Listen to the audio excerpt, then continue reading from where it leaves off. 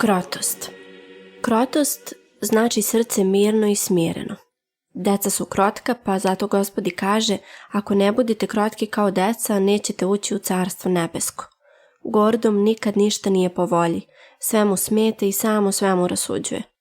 Moramo da slušamo Gospoda i da se lečimo da bismo postigli krotost i smirenost još dok smo ovdje na zemlji, dok još imamo vremena.